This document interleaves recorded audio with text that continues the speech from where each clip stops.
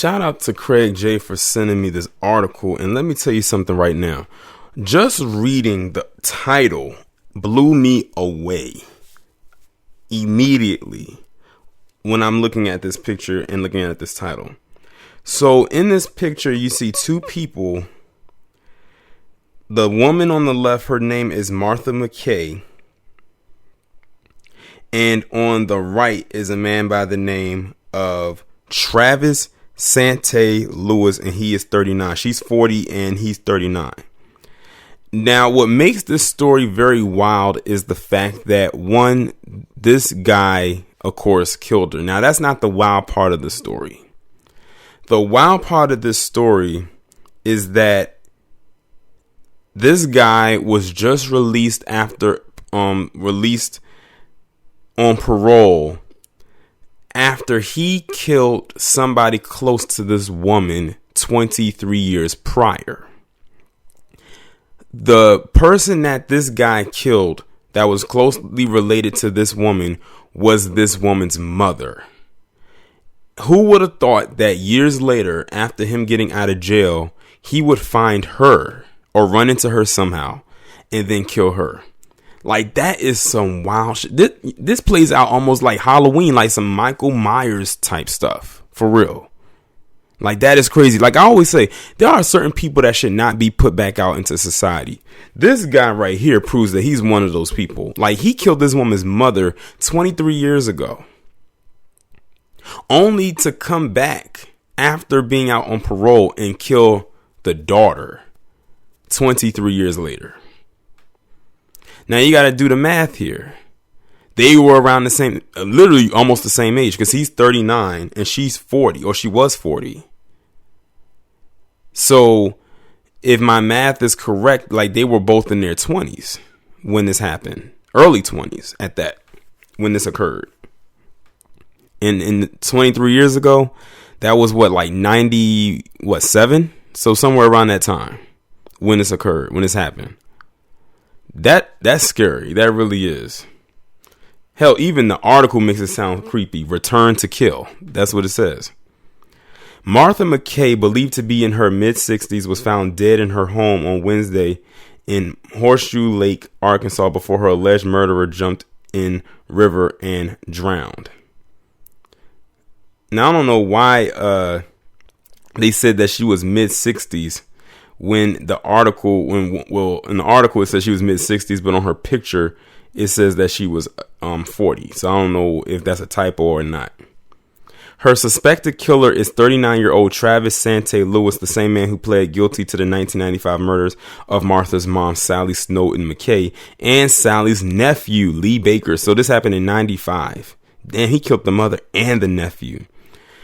According to the commercial appeal, Crittenden County Sheriff Mike Allen said in a statement, deputies today responded to an alarm at the historical Snowden house on Horseshoe Lake. Two deputies that arrived found an open back door, and upon clearing the house, located a possible suspect who jumped from an upstairs window and ran to a vehicle that he drove across the yard and got stuck in the yard. The suspect then jumped from the car and ran and jumped into the lake. He was observed going under the water and never came back up. So he killed himself after he killed her. Rescue teams with the sheriff's department in Arkansas Game and Fish used sonar equipment to find Lewis's body after he had drowned. Lewis pled guilty in April 1998, and he was charged as an adult for fatally shooting Sally, age 75, and Lee, age 52, in September 1996. He killed Martha in the historic Snowden house at Horseshoe Lake, which she operated as a bed and breakfast. It was the same place Lewis murdered Sally and Lee, a well-known Memphis musician. Lewis had been out on parole since 2018. One stated, "We locked our doors and remained inside and prayed for the best. We were able to look out the window and we see them patrolling the waters." Now, this is a statement coming from the neighbors. Another nearby resident told WERG on Wednesday that Martha was fatally stabbed. They also claimed Martha might have been helping Lewis after his prison release, but that information has not been confirmed. The Snowden house is located on the banks of Arkansas Horseshoe Lake, and approximately a 30-minute drive from Memphis, Tennessee. No motive for the crime has been revealed, and the cause of Martha's death will be determined by a medical examiner. An investigation is underway. Whoa. That is crazy. I'm stumbling over my words. Forgive me. That is wild. Like, imagine this guy killed this woman's mother and her nephew 23 years ago, got out in 2018, and 2 years later ended up finding her and then killed her in the same exact house that he killed her mother and the nephew. And then, to avoid going back to jail, because he knew he was probably going to go to jail for the rest of his life after this, and then jump into the lake and kill himself. Now, I'm looking at this mugshot. This looks like an old mugshot. This looks like the mugshot he probably took back in the 90s.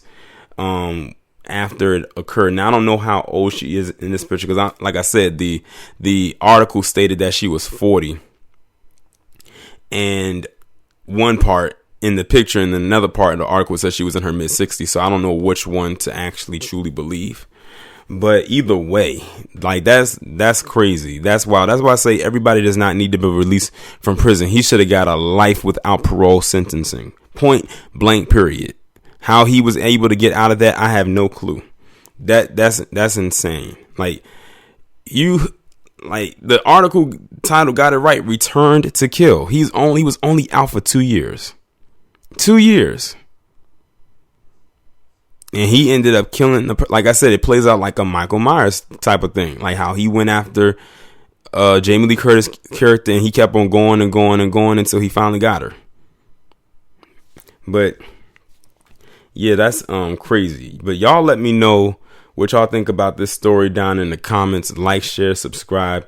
Make sure to follow me on Twitter if you haven't done so already. Have your notifications turned on. And I will talk to you in the next one.